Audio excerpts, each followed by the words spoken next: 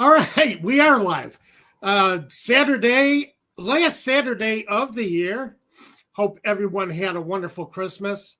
I know I did, and wishing everybody a Merry Christmas and hope you have a wonderful New Year's. Go out, party responsibly, though. So, as always. But we are here on Saturday. It is our final Jocks and Pigskins broadcast. And very sad to say, 3.5 years ago, Dave, we came on and started. 4 years ago now. What? I think it was 4 years ago now. Wasn't it? It's close to it. Yeah, it's about 4 years. You're right. So, but along with Dave Holcomb, this is Tom Pollen. And we're hoping Wanda does join us at some point during this show. She let me know this morning that she had a very painful back. She did something to her lower back, but I'm hoping she is able to join us and say goodbye, because it's been a long road, and I know I've enjoyed doing this. And Dave, it's great having you back for the final show, and yeah, good to be back. I'm very sorry it is the last show. We'll miss seeing you guys. Even after I left, I would tune in every once in a while, see what Tom and Wanda were up to, what they were saying about the Falcons. And I'm glad that Wanda's active for today, as they say, could still make an appearance in the game. Oh, yeah. Not on the inactive list. Nope, not inactive. She's able to, if she can join, she's able to go in, enter the lineup. So we're good. Happy Hanukkah too, by the way, to our Jewish friends. Just covering all of our bases. I think Hanukkah started Christmas Eve, and it's kind of rare that the two holidays overlap like that. It's not it is normal, but it was kind of special that both are happening at the same time this year. Yeah, it really is rare. I think normally Hanukkah takes place a little bit earlier than the Christmas season, but sometimes I think it's on Thanksgiving. American Thanksgiving. Yeah, happen as early as then. So yeah, it varies from what I understand. So, but we're still going to have a show for you. We're going at it. Just because it's the last show doesn't mean we're going to bore you with a lot of reminiscing and, wow, remember when we did this, and wasn't it great when we did that? But, the Falcons last week took hold of the NFC South again. Yeah. Surprisingly. Yeah. Especially considering that the Buccaneers were playing the Cowboys. Right, yeah. Thank you, Dallas Cowboys. I never thought I'd say that. Not in this lifetime. Believe me. But what's happening, come right out with our first comment for the day. We have a defense now. We have a quarterback. Rise up. And, I'm all with you. Again, Michael Penix made his initial start of his NFL career last week. What did you think of it overall, Dave? I thought it was pretty solid. I do think that, I don't know if you want to say asterisk, but you have to keep in mind who he was playing. Right. And the competition is going to go way up this weekend. But he played well. You couldn't really ask for much more. The stat line doesn't jump out at you, but the balls had a lot more velocity on him, his passes did, than Kirk Cousins. He was more mobile back there. Again, not a lot of rushing yards, but just was able to move the ball.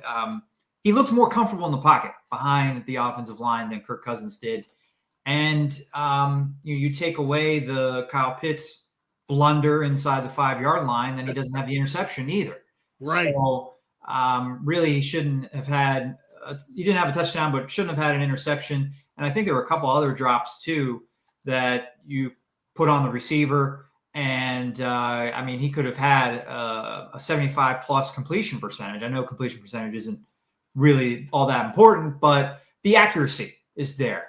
In his first start, it was. So I don't know if I think impressed might be too strong of a word, especially, we expect Penix to be a franchise quarterback and playing at a high level. So, but I think he exceeded my expectations, which were middle of the road going into this one. And I mean, in the immediate future, you wanted him to be an upgrade over Kirk Cousins, which he absolutely was. Right. Yeah. Yeah, absolutely. Just, they couldn't keep moving forward with Cousins anymore. It got to that point where I mentioned it with Wanda last week, where you go along week to week and hope Cousins is going to find it again. And because you know what he's capable of. And you're hoping that he comes through and has another breakthrough. Finds what he had earlier in the season. But at a certain point, you can't keep counting on that. You have to sit back and say it's not happening, and it's most likely not going to happen. I know he came out in his press conference. I didn't forget how to play quarterback, but I mean, he was going through quite the slump. I mean, 5 games with 1 touchdown and 9 interceptions. I don't think there's any other quarterback anywhere in the NFL that has gone through that kind of slump this season. No. Typically you don't get to go through that kind of slump. You get benched before you reach those kind of numbers over a 5-game span. So to your point, the Falcons gave Cousins ample opportunities to turn it around and prove that, you played in a tough place in Denver. That was why you struggled. You played a tough defense in Minnesota, but you bounced back. So it was the Vikings defense. That's why you struggled. But I mean, he wasn't even able to turn around against the Raiders. So, and they won that game, but Cousins really did not look good. And that was even after a win, lost his job. Yeah. I mean, they won that game because it was the Raiders. Anybody else, and they lose that game. Defense played well. Special teams had, I think, technically 1 blocked punt. I've heard a lot of 2 blocked punts, but I think technically one of the punts was not a block because it still went forward. So, but 2 field position changing plays from the special teams to help your offense, and the defense. To your commenter's point, defense is playing really well. 2 pick sixes last week, and then they're averaging 4 sacks per game over the last month. So I mean, a complete turnaround from September and October. Well, it seems like after the bye is when they finally maybe doing some self-scouting and figured out a couple of things with the defense. That's true, yeah. After the bye week is when this hot streak started with the pass rush. So I'm just hoping they can keep it up because, they have a much tougher game coming up against Washington.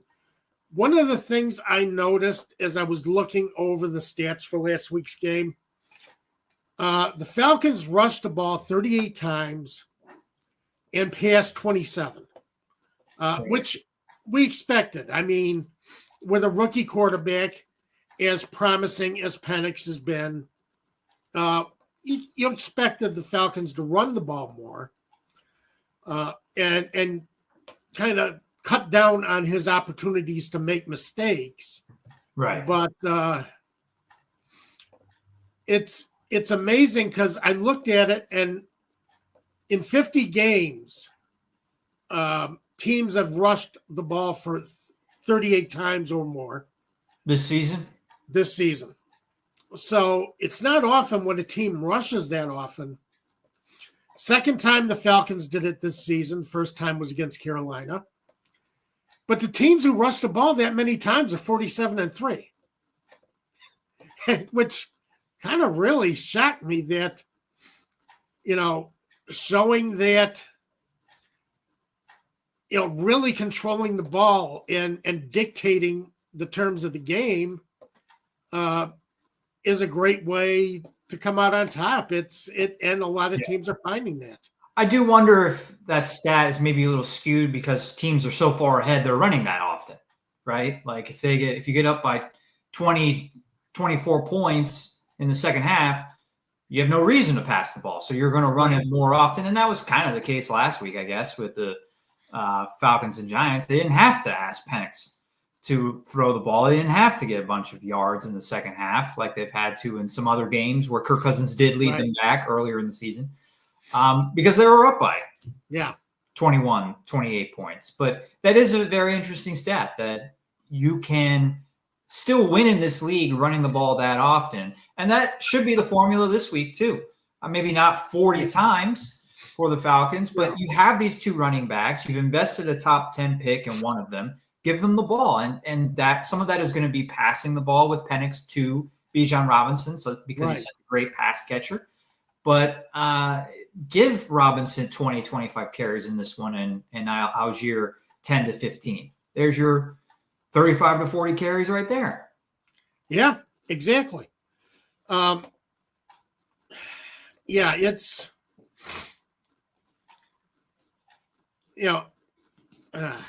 lost my train of thought for a second. I always do this with you for some reason. But I make you nervous. But yeah, I agree. It's, you invested this kind of draft capital in these players.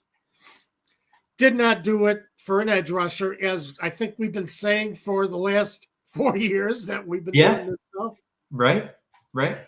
And I get it. You've invested that draft capital in Drake London and Kyle Pitts as well. But I don't know if you want to talk about Kyle Pitts at all today, or if we have any commenters. I'd love to hear what Falcons fans right now watching feel about Kyle Pitts, because I think I've never been lower on Kyle Pitts than I am right now. After that, we mentioned the tip pass that he wasn't able to catch. It's got to be a catch from a top 5 draft pick in the league. Okay, you can give him a pass for not being able to block or whatever because he's more of a receiver than a tight end. Fine, but then catch the ball. Catch the ball when it's thrown to you, and don't make up excuses. Not that he's doing this, but Pitt's supporters are, that he's not getting the ball enough. Well, when he's getting the ball, he's not catching it, and then it goes to the other team. And then the hustle on the play, the same play, the hustle that he showed, the lack of hustle he showed trying to catch the Giants safety who intercepted it. And then on top of that, there was a scrum after the tackle that Drake London was involved in. Drake London, one of your emotional leaders on offense at this point, when you have a rookie quarterback, he's in there in the scrum fighting, gets a penalty for it. Kyle Pitts is already walking to the sideline, has no interest at all in sticking up for a teammate or sticking his nose in a scrum that his teammates are involved in. I just think it was a horrible, horrible look by Kyle Pitts last week.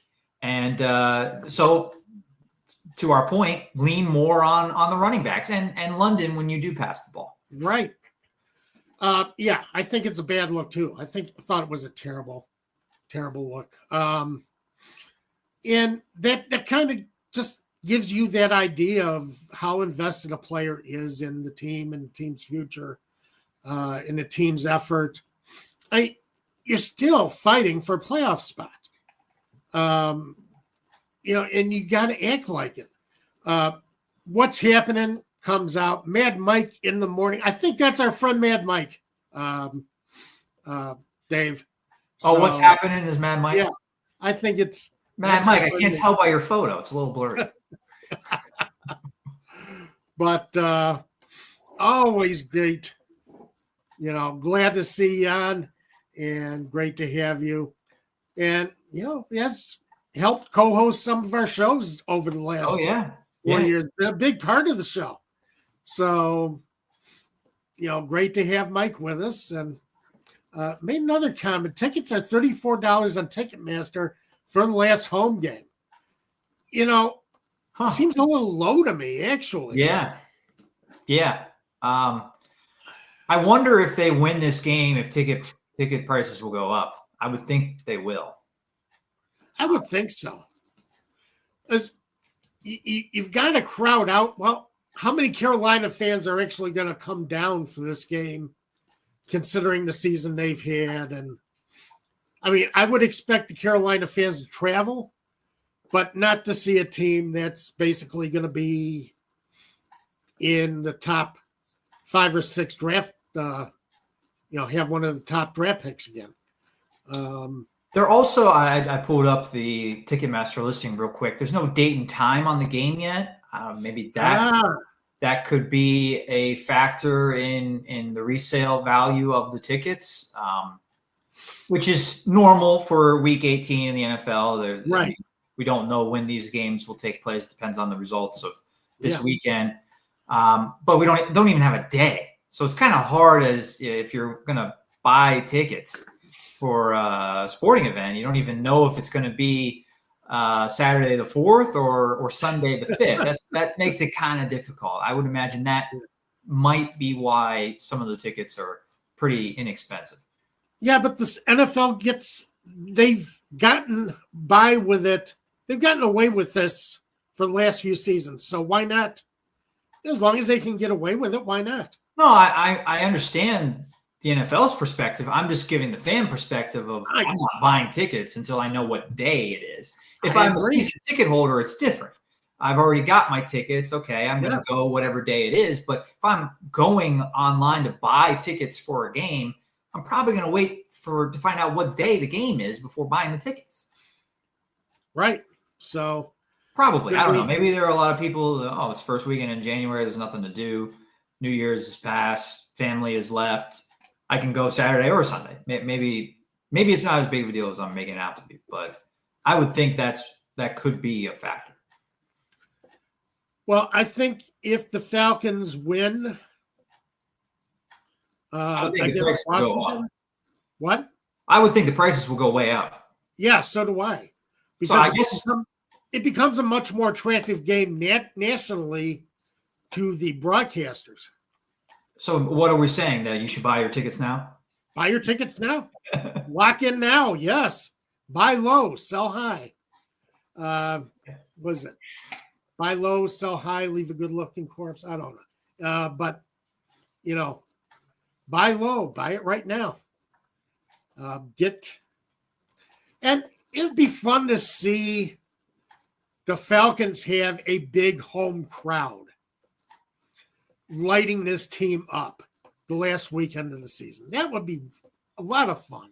Well, and they're going to have a home playoff game if they hold on to a playoff spot. They can hold on to it, yeah. I don't think they're got much of a chance at the wild card. So basically at this point, it's either home playoff game or no playoff appearance at all. Right. And if they win this game against the Commanders, there's no reason why they shouldn't be in the playoffs. They could be in the playoffs already if Tampa Bay stumbles again on Sunday.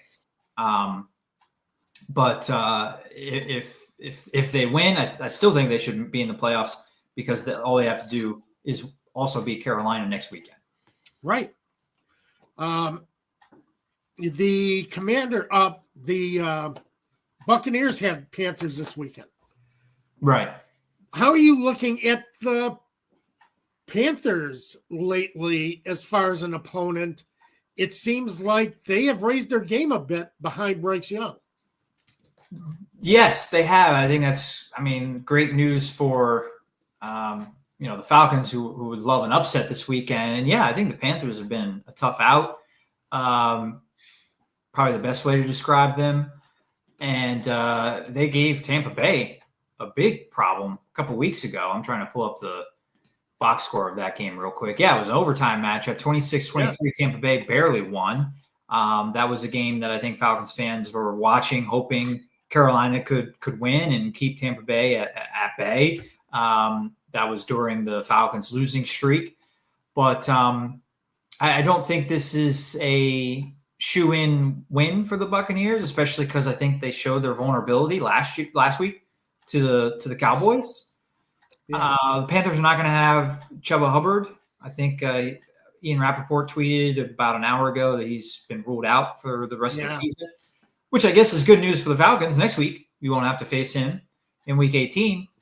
Right. But that'll hurt Bryce Young this weekend against the Buccaneers. I was about to say rough this week because he's really carried that offense on the ground and given Bryce Young a chance to be as effective through the air as he has been I just like the fact that Young has gotten the other chance and is taking advantage of it. Yes.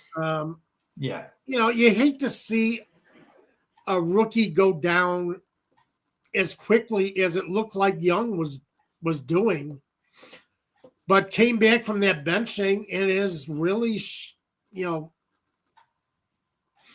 showed a lot more ability, a lot more confidence. He looks like he's having fun on the field, which I think makes a big difference with a lot of young quarterbacks, young players all around. Look like you're having fun on the field, and he does look like that. But yeah, you wish Hubbard would play this week because you need him against Tampa. It's a matter of the Falcons continuing to win. Right. Yeah.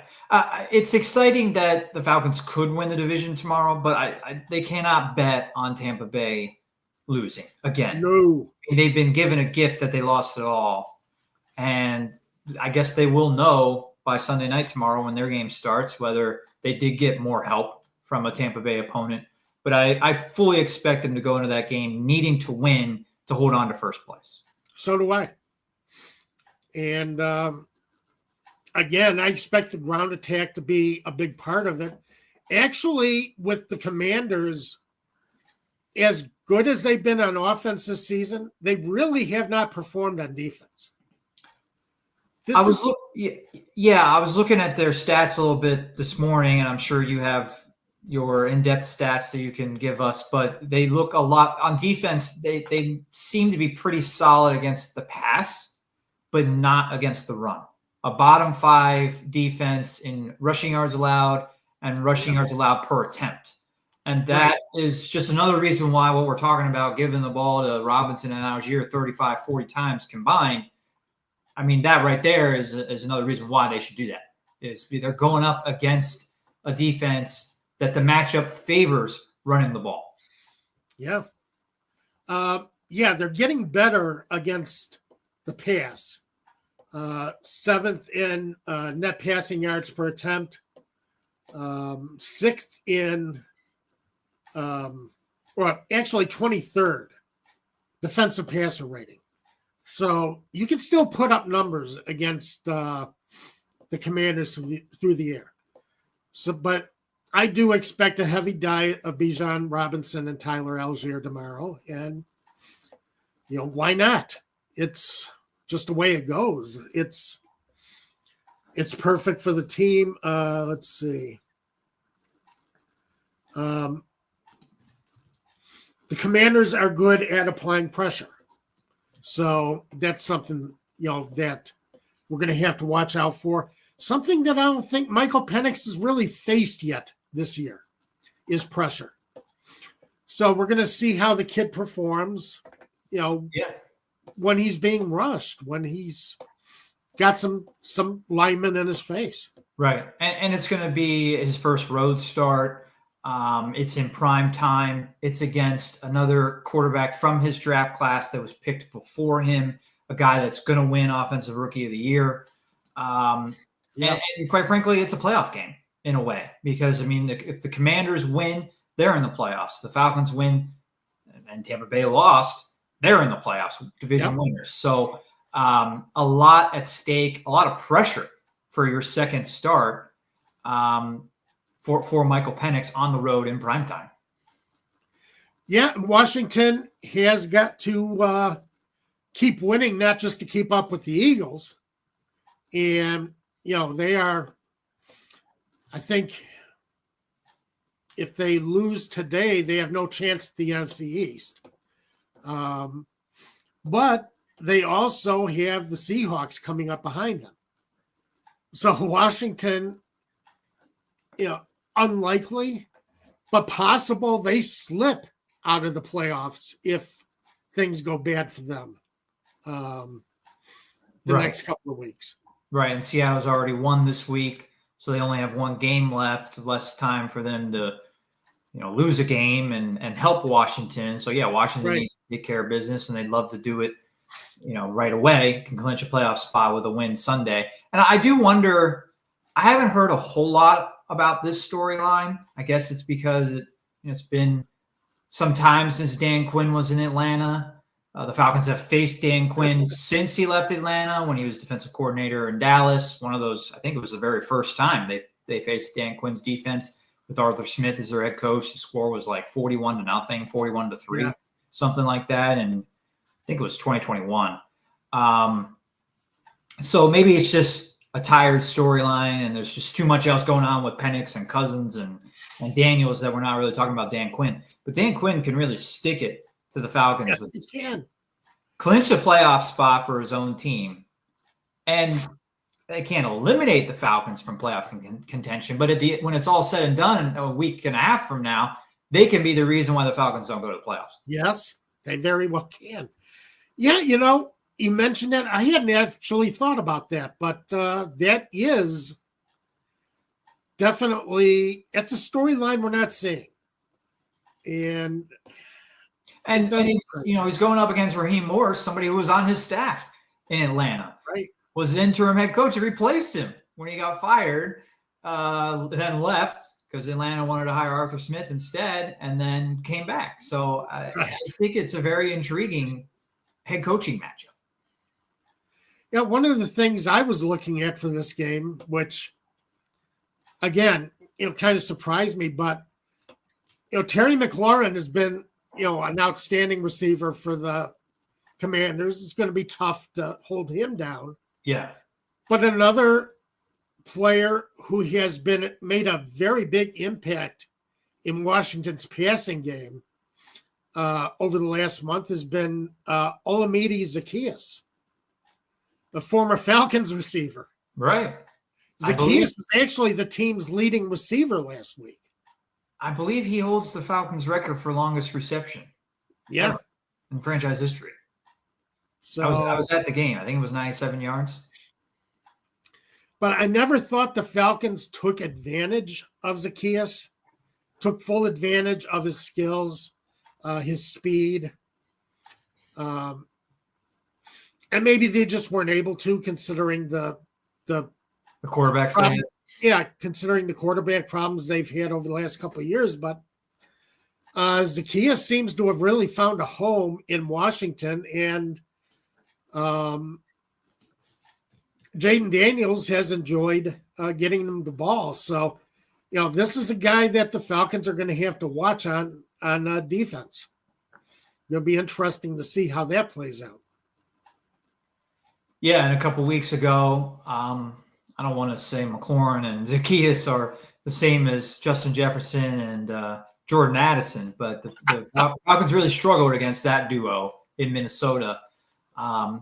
They have to play a lot better tomorrow to beat Washington. You don't want to be getting into a shootout, which that game kind of turned into, with a rookie quarterback making his second start again on the road in prime time and all that stuff. So you need a more low scoring game, and to be able to run the ball as much as we think they need to win, you can't be giving up big plays to McLaurin and Zaccheaus. No, but control the ball on the ground. That keeps the ball out of Daniel's hands. And one thing I just looked at right here is the Commanders' offensive line is vulnerable. So, yes. This is a possibility that the Falcons can still bring pressure and make life a little bit more difficult for Jaden Daniels. I'm glad you bring that up, because I guess my question, though, is, will it matter? Because 2 weeks ago, the Commanders gave up 8 sacks and they still won the game. So, I mean, are the Falcons going to need to get 9 sacks tomorrow to win? I mean, and to your point, I absolutely agree. You have to pressure Daniels. I think when in the games where, I don't want to say in the games where he struggled, but in the games where Washington hasn't won, I think he has been sacked and or knocked off the spot. And he is a really great athlete and runner, but I think like any rookie quarterback, he does get not flustered, but he's just less accurate when there's guys around in his face. When he's on the move, he's still very accurate, but not as accurate as he is in the pocket. So you have to get him off his spot, moving around. And if that means 8 sacks or 2 sacks and a lot of pressures, yes, they have to bring more pressure and create, sacks and negative plays like they have the last 4 weeks. Yeah. Well, that's the thing. It's more making sure that they don't get the big play as well. That's the one thing that the Eagles couldn't do last week is shut down the big play. Right. I mean, they brought plenty of pressure. They looked good for a while. I thought the Eagles were going to actually, it was one of my best bets was the Eagles beating the Commanders, but well, you weren't betting on them losing Jalen Hurts. No, it was not. And Kenny Pickett playing in the game. Was not betting on Kenny Pickens playing in that game. But still, I mean, the fact that Daniels was still able to bring his team back. Yeah, actually, Pickett didn't play that poorly. No, he didn't. Not as poorly as some online would lead you to believe. Or not as poorly as he played for the Steelers at times. Oh, it's amazing to watch online and see people's reactions to different players and games. And sometimes I just want to chuck it all and, got to log off. Sometimes you got to log off. Right. You just have to. Because you can't hang on to it. Got a few other games that are going to be big in the NFL this weekend. Playoff, going to impact the playoffs today. We got the Broncos facing the Bengals. The Bengals are on their last hope. This is the last claw, hanging on the cliff's edge. Yeah. They are about to do a Wile E. Coyote down into the canyon, but it's amazing that they've stayed alive as long as they have, considering how bad they've played at times this season. Yeah, that's really true. Very true. But they get to host the Broncos. One of the things I look at with Cincinnati, one of the biggest problems, 0-7 against teams over 500 this season. They have not beat a winning team this year. And, I know they've had their hopes up the entire season, but at some point you've got to do it for yourself. Yeah. You can't have other teams doing it for you. You got to do it for yourself. I haven't watched a ton of Bengals games this year, but from what I've seen, just how bad that defense is pretty astonishing. I think if you've watched even less of the Bengals than I have, I think you probably are thinking, oh, Joe Burrow's having an off season, or there's some kind of issue with his offensive line, or his receivers were out in training camp. Although I think you probably wouldn't know that if you're not watching the Bengals as much as I am. But none of those are really issues. I mean, maybe the receivers at the beginning of the season were not firing on all cylinders because of the training camp thing, but I mean, they are now. So it's really fallen entirely on that defense, and letting Jesse Bates go. I think if you want to tie this back to the Falcons, was a big mistake for them. Huge. And I get it. You have to have the money to sign Joe Burrow, and you want to keep those receivers, but it looks like at least one of those receivers is going to leave anyway. Yep. And you're not going to have, and you don't have Jesse Bates now during the time where you had those receivers on rookie deals. That was a huge mistake for their defense. Yeah, for one thing, for what it did for the Falcons, he's been the key to the Falcons. Huge. But Yeah, whatever happened to that Jesse Bates, Justin Simmons combo for the Falcons? Um, um, the Falcons were supposed to have one of the best safety tandems in the league this year. And you don't think they do? I think Bates has been every good as advertised. I don't know if Justin Simmons, has he really had that big of an impact on what the Falcons have done this year? Yeah, I would agree that Simmons has probably been a little bit of a disappointment.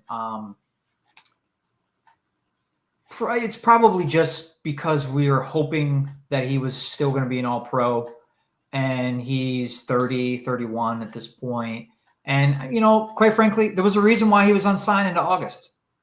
He was available, maybe partially because he was overvaluing himself. He wanted a bigger contract. But the reason why teams didn't want to give him a bigger contract was because I guess they saw the writing on the wall that he wasn't an all-pro anymore. Yeah. And he's still very good. Maybe not very good, but he's still good. But he's not at the point where he's making up the best duo of safeties in the league. I don't know who is, but maybe it isn't Bates and Simmons. But, it's just surprising for me to see Cincinnati in this spot. Joe Burrow would be in the conversation for MVP if that team was winning because of the year he's having and the year Jamar Chase is having.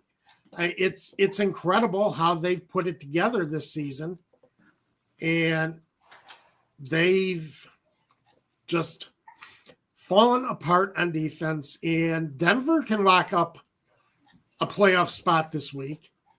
Yeah. Can knock the Cincinnati Bengals out.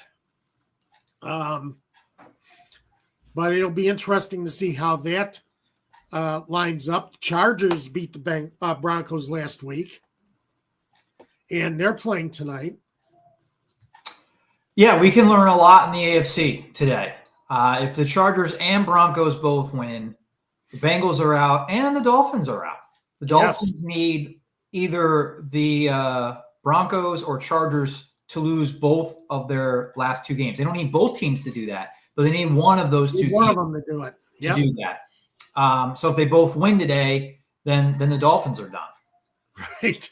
And that eliminates the Colts as well. The Colts are still a factor. Yep. I believe the pecking order of the teams not currently in a playoff spot is Colts, Dolphins, Bengals. Yes. So actually the Bengals need the Colts and Dolphins to lose a game too. But the Bengals, at least they're playing the Broncos, so they have that in their hands too. They can, if they win, then they're knocking down one of the teams that they're chasing. Yeah. As I say, just a sliver of an opportunity for the Bengals. Because you've got to have too many teams losing ahead of you, which is never a good situation. It always falls apart. Yeah. But again, did not do anything for themselves to keep themselves in this race. We're going to see the Los Angeles Rams play the Arizona Cardinals. The Arizona Cardinals are out, but the Rams are trying to hold on to the NFC West and trying to hold on over the Seattle Seahawks. We've already had a Seahawks win. Right. But kind of an ugly win. Oh, God. Tell me about it. Oh, man. Yeah. You had to go there. We can move on. We can pretend like I didn't say anything. Yeah, you had to say that. You had to go there. Should have known better. But the Rams started the season 1-4 and now are looking to wrap up the NFC West. I think that's just an amazing run. The Arizona Cardinals owned the NFC West for a little bit, but I don't know what it is with the Cardinals. Did they make a big mistake with Marvin Harrison Jr. as such a high draft pick, drafting him to try and team him with Kyler Murray. Murray has been up and down this year. There's time Murray looks like a Pro Bowler. Yeah. And other times it's like the offense is coming apart around him. So if you don't have an elite quarterback, that seems to be the way it is in the NFL today. A lot of inconsistent quarterback play and a lot of questions of whether or not you give this guy a big contract. And I mean, Murray's already landed that contract. I mean, they're tied to him. He's their guy for a while. And you do your best to supplement him with what he needs to do to win on offense and defense. But I just feel like if you don't have Jackson, Mahomes, Allen, Burrow, is there anybody else in that category? I mean, Jared Goff is doing really well this year. His team is doing really well. Jalen Hurts, but I don't know if I'd put those guys in that tier with the guys. I wouldn't put them in that tier. Yeah. And occasionally you get a guy like Sam Darnold, who's been a cast-off, playing really well for, in the situation that he's in. And he'll probably land a big deal with somebody and not be as good with some other team, with some other play caller. Right. But yeah, just you can't move on. Murray's playing well enough that you're not going to move on from him, and you can't anyway, really, with the contract. Yeah. But not playing well enough that you're like, yeah, this is a guy that I feel like is going to win a Super Bowl. Yeah, I thought C.J. Stroud was going to join that category, that upper limit category this season, but has not performed well for the Texans this year. It's been a down season for Houston this season. And it'd be interesting to see how he recovers from what has happened to his team this year. Yeah, still has them in a playoff spot. They're going to win the division, host a playoff game. But I agree with you, hasn't been as good. And maybe it's a sophomore slump. I don't really like that cliche because there's been quarterbacks that win the Super Bowls in their second season. Right. So the sophomore slump didn't apply to them.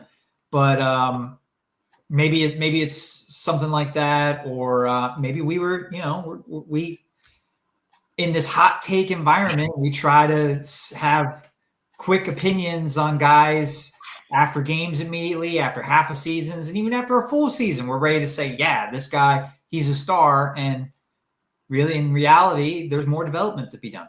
Right. Yeah, a lot more development there. But I agree with you. I think Sam Darnold's played his way into a big contract and probably played his way into a big contract with a team that's going to be fairly disappointed in what they did. Yeah, I mean, when you think about the quarterbacks that are going to be available, he's the number one guy. The other one is Russell Wilson, who doesn't have the same price tag on him now that he did 3 weeks ago. No. And there's time for him to, fix that. Maybe the Steelers refine what they were doing well in November. But it also sounds like Wilson is going to be back with the Steelers anyway. He might not hit free agency. So if he's back with the Steelers, then Sam Darnold definitely is the best quarterback on the free agent market. Right. It'd be surprising to see because that's going to affect what happens with Justin Fields too. Behind Justin Fields is a very interesting discussion, for free agency. Yeah. Spend the whole show on Justin Fields. I love the way you put that. I mean, it took a 3-game losing streak for the Steelers, but now we're back to Fields should be starting instead of Russell Wilson in Pittsburgh. Yes, there are. I wouldn't say it's the most popular narrative, but there are people online saying that, and there are people online saying sign Justin Fields, let Russell Wilson go this offseason. Which neither of those things are going to happen. And I'm curious to see what Fields gets in the open market. I don't think this is likely to happen, but could Fields want to come back to Pittsburgh and be Wilson's backup one more season? I don't think it's definitely likely. I don't think it's likely. I don't think it's likely. I wouldn't bet on it happening. Maybe a 10% chance, which I think some people would say zero. Absolutely not ever going to happen. I think it could happen, but not very likely. Low percentage. Well, there's still people here in Chicago who think that Justin Fields should have been signed and, the Bears should have went somewhere else. So, I watched his 6 games this season. I know you watched him for 3 years in Chicago. Right now, not saying what he could develop into. That's the conversation around Fields all the time is he could develop into this big star. Yes, that's possible. He has the tools. Yes. But the way he's played, he's a backup quarterback in the NFL. Yes, he is. Thank you. Finally. And a good backup quarterback. I'll give you that. Backup quarterback. I mean, he went 4-2 with a team that was playing well on defense at the time. Would get big special teams plays. Has 2 very capable running backs. Has George Pickens. He went 4-2. Lost to 2 bad teams though, the Cowboys and the Colts. But that's what backup quarterbacks do, right? Yeah. They're a little bit inconsistent. You're not gonna win every game with them. I mean, it's rare that it happens. I know Winston and Teddy Bridgewater did it a couple years ago with the Saints. Falcons fans probably would point to that. Right. But he gives you a chance to win as a quarterback that you're starting when you don't have your starter. That's what Justin Fields is. Yes, he is. I agree. That's exactly what he is. And that's, well, to me, you've seen a quarterback. Once you've seen a quarterback 3 seasons, you've seen what they are. And in my opinion, you've seen what Justin Fields is. Yeah, there's potential there. Yeah, he could be that Geno Smith guy, the guy who he could be Sam Darnold. Yeah, could be Sam Darnold. More of them, and that's great to see. More of these quarterbacks that land in horrible spots after the draft go somewhere else and have success. Don't mean to call the Chicago Bears a horrible spot. Sorry, Tom. But just wasn't, for whatever reason, didn't work out. And it could fall on the player too. I mean, some guys maybe came out of the draft immature or whatever. We heard those reports last offseason that Fields didn't really want to learn from Nick Foles and Andy Dalton, I think it was. There's no indication that that's been the case with Russell Wilson. So maybe he's grown. Maybe he's grown as a person, which will give him the chance to develop into what he can be. But right now, I mean, that's not what he is. No, it's not. So that's interesting. Todd, one of our regular commenters, gives us was welcome back, Dave. Question: if Falcons don't make the playoffs, should Terry be fired? Good Terry question. No. Good question. I'm going to kind of give 2 sides of why and why not. I think Fontenot's done a fairly good job as general manager. So I would give him another season, even if they don't win the division and make the playoffs. However, the Kirk Cousins signing at this point is a fireable offense. Yes. It really is. They're going to pay him $90 million to play 14 games. And all the chatter about, well, they're going to trade him. They're going to get some money. They're not going to owe him all of it. And they're going to get a draft pick for him or a player. Not happening. No. Kirk Cousins has no trade clause. Just think of it from Cousins' perspective. Why would he accept a trade to any team, even if he wants to leave Atlanta on good terms? He wants to go to a team that has the greatest chance possible of having success. Absolutely. Going to that team and forcing that team to give up more of their salary cap for him and a draft pick or a player for him does not help him. So he's going to decline any trade out of Atlanta, force the Falcons to release him. Then he starts fresh, and he can sign a deal like Russell Wilson did, a league minimum contract. And his new team has a very low cap hit for Cousins for 1 season, and the Falcons are paying him all that money for him to play for another team, like the Broncos are doing with Wilson this year. So all of that was a huge mistake and fireable offense for Terry Fontenot. The question that I have, though, that will never get answered was Terry Fontenot the driving force behind signing Kirk Cousins?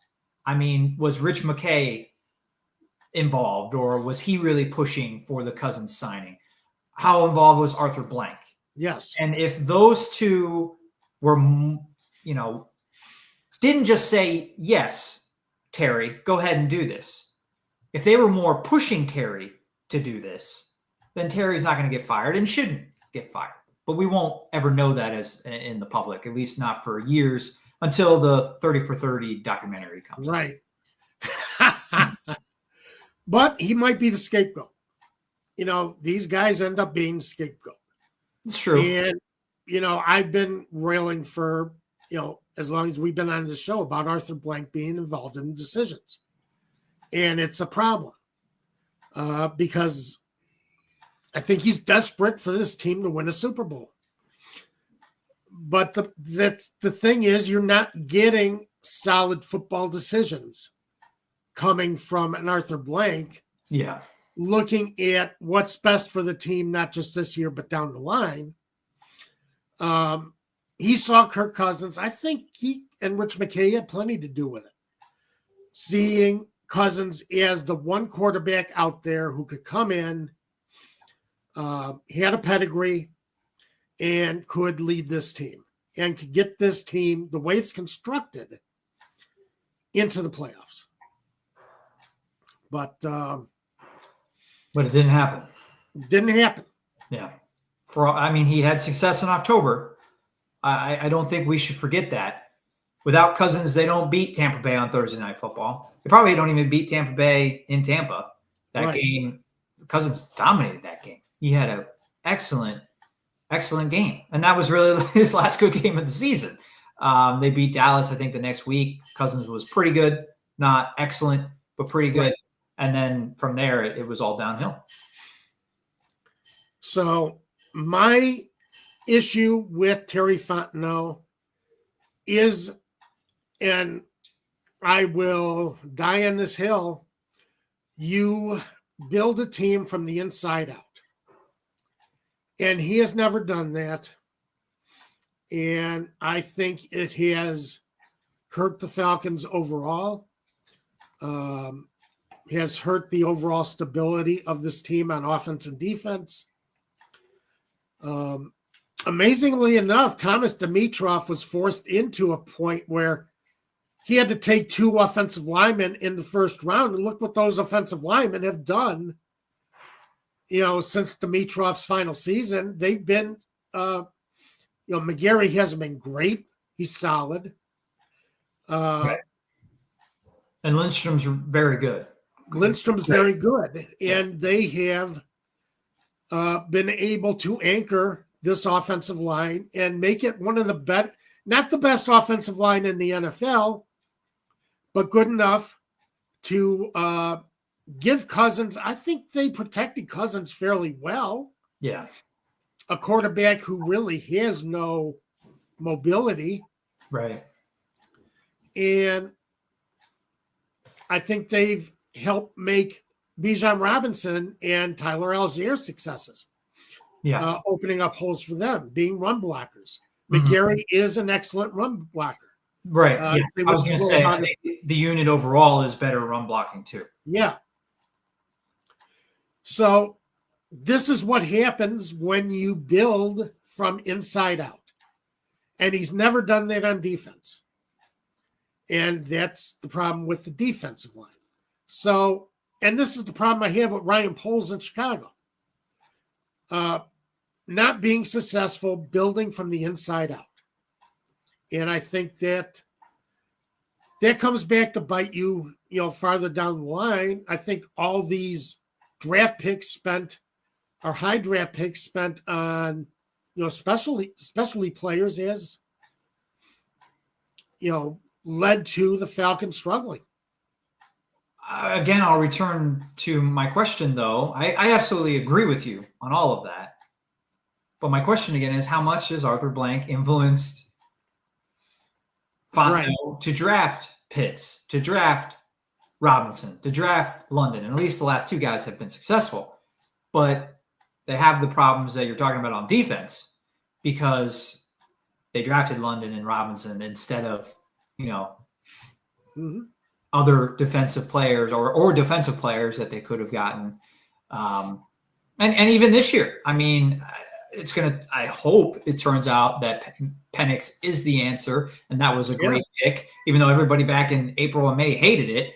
But the reason why they hated it was because they were bringing in Kirk Cousins, and Cousins needed his defense to be playing better. Right. And they didn't go out and get a defender in the top 10. They drafted a backup quarterback, at least the backup quarterback for the immediate future. And that was my issue all along. But, maybe it did work out for the Falcons this year, getting Michael Penix. We'll see. He's not a Pro Bowler yet. After one game, he's not a Pro Bowler? Well, again, you look at fans online and you see that everybody says, you see what Penix did. You should have been starting Penix all year. You see this. Well, it was against the Giants. Against the Giants. That's the first thing I would say.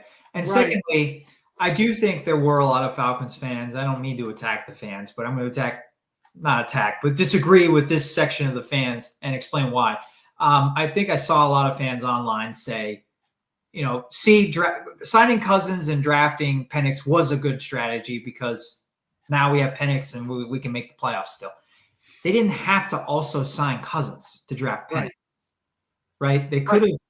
I get it that you don't know who you're getting in the draft when free agency is happening, and that's a whole nother conversation that I would love to argue for why the draft should be first before free agency. That's the way it is in other sports. Yeah, and I agree with you.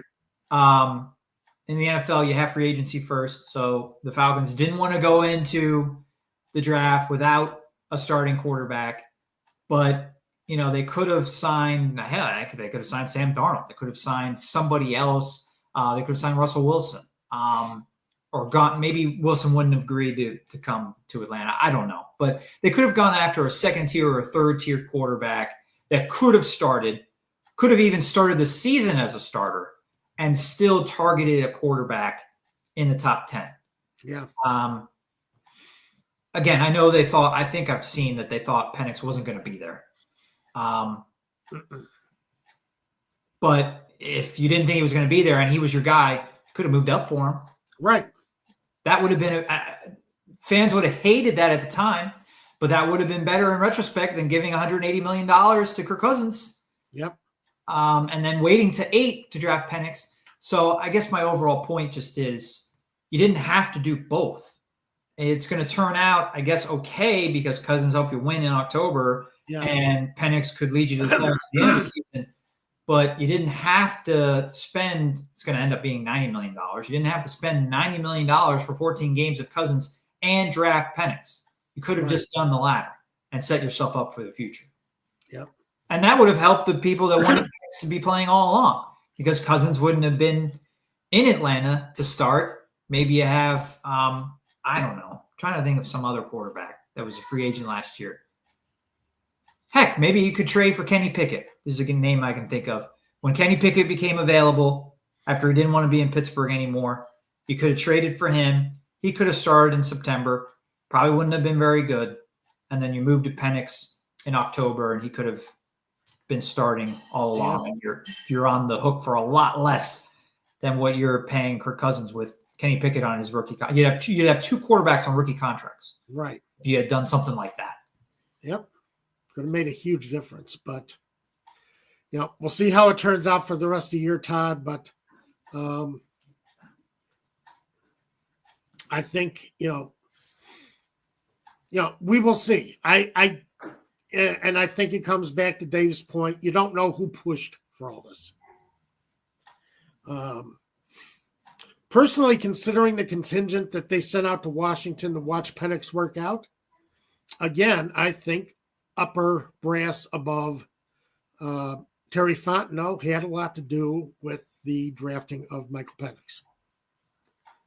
And so probably had a lot to do with Kirk Cousins too. Yeah. So I think he did too. Yeah. And if you go back through the 4 years that Dave and I did the show, I mean, we've said this repeatedly, said a lot of these things repeatedly. But we're out of time, Dave. I could go another hour with you. But, we are out of time. We got a game kicking off. Chargers kicking off against the Patriots. Unfortunately, Wanda wasn't able to join us. Apparently, the back wasn't getting any better. But I want to say for her, thank you very much for being with us. I always appreciate you every week. I always have. And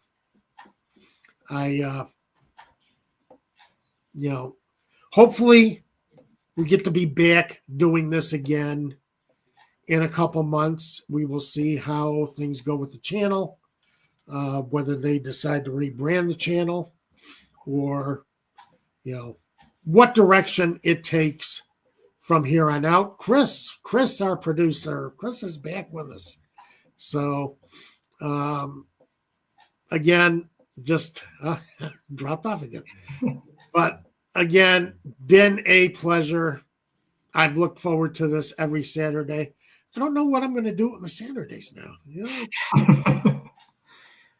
But Dave, you have anything you want to say? I want to thank Terry for giving us the opportunity to do the show. Chris for being here. Maybe not every week, but just about every week it seemed like, producing for us. I never had a show with a producer before this one, so that was great to have another set of hands, set of eyes, somebody who could keep us on track, share his opinions on if we're doing well, and support us in any way we need it behind the scenes. Yep. That was really helpful. Thank you, Chris. Absolutely. That's about it. Thank you, Tom. I mean, it was fun hosting, and thank you for bringing me back for the final show. Oh yeah, had to. It wouldn't have been right if you hadn't have been back for the final show. So, Chris, you with us? Yeah, I'm here. Sorry, it's just the Wi-Fi on the road was choppy at first, but I've been here. Look, I just want to say, it's been great working with you both. I know I was just here, most Saturdays, and it was just nice to hear the sports conversation. Definitely helped me become more well-versed, and then also just interacting, seeing the interaction with the fans of the show. I mean, just seeing, where we started to now we have regular guests over the last 4 years. It's really been a fun journey, and it will be missed. I feel the same way, Tom. I'm like, what am I going to do with this hour on my Saturday? I'm going to have to find something to do, and I'll do my best to make sure it doesn't get filled up with baby time, but I'm sure that's what's going to happen. So that's just what I think so. That's just how it goes. But it's been a pleasure working with y'all and just being able to go on live every Saturday and talk to the fans. So, and I hope, as things go forward with Terrence that, we get to come back and do it again. Because it's been great being on the show, and I do thank him for the opportunity. So that's all I have for today, and everybody have a great New Year's and a great week.